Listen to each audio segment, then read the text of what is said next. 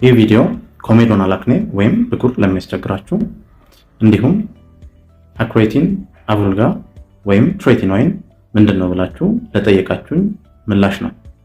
ይህ ቪዲዮ ለኤጁኬሽናል ፐርፐዝ ወይም ግንዛቤን ለመፍጠር ብቻ ነው የተሰራው። ስለዚህ እዚህ ላይ የምታዩትን መድኃኒት ያለ ሐኪም ትዕዛዝ ያለ ደርማቶሎጂስት ትዕዛዝ ፋርማሲ ሄዳችሁ ገዝታችሁ መጠቀም አይመከርም። እንዴት ናችሁ? ዶክተር ስፋይ ነኝ፣ የቆዳ ህክምና ስፔሻሊስት። አቡልጋ ወይም አክሬቲን ብራንድ ኔም ሲሆን በውስጡ ትሬቲኖይን ክሬም ሊኖረው ይችላል። ትሬቲኖይን እንግዲህ መድኃኒት ሲሆን ቶፒካል ሬቲኖይድስ ወይም ደግሞ የሚቀቡ የቫይታሚን ኤ ደሪቬቲቭ መድኃኒቶች ከሚባሉ ጎራ ውስጥ ነው የሚገኘው። ይህ መድኃኒት በ0.05%፣ 0.02% ወይም ደግሞ 0.1% በጄል በክሬም እንዲሁም በሎሽን ፎርሙሌሽን ይገኛል። ምን አይነት የቆዳ ችግሮችን ለማከም በሐኪም ይታዘዛል?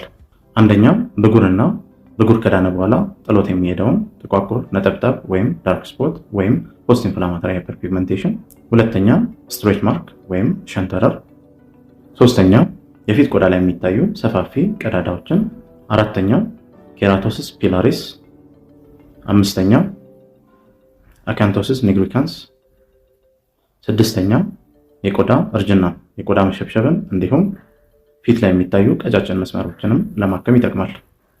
ሰባተኛ ፎርዳይስ ስፖት። ምን አይነት የጎንዮሽ ጉዳቶች ሊኖሩት ይችላል? አንደኛ ስኪን ኢሪቴሽን ወይም ደግሞ ቆዳ እንዲቆጣ ያደርጋል፣ እንዲላላጥ እንዲፈገፈግ ሊያደርግ ይችላል። ሁለተኛ ቴራቶጀኒክ ነው ወይም ደግሞ ጽንስ ላይ ጉዳት ስለሚያመጣ በእርግዝና ጊዜ ክልክል ነው። ከዛ በተጨማሪ ለአጥቢ እናትም አይመከርም። ይህ መድኃኒት በሐኪም በሚታዘዝበት ጊዜ በደርማቶሎጂስት በቆዳ ህክምና ስፔሻሊስት በሚታዘዝላችሁ ጊዜ አጠቃቀሙ እንዴት ነው? ቆዳ እንዲቆጣ ሊያደርግ ስለሚችል አንደኛ ሴንሲቲቭ የሆነ የቆዳ አይነት ያላችሁ ይህን መድኃኒት ባትጠቀሙ ይመከራል። ሁለተኛ ቆዳን ትንሽ የማሳሳት ባህሪ ሊኖረው ይችላል።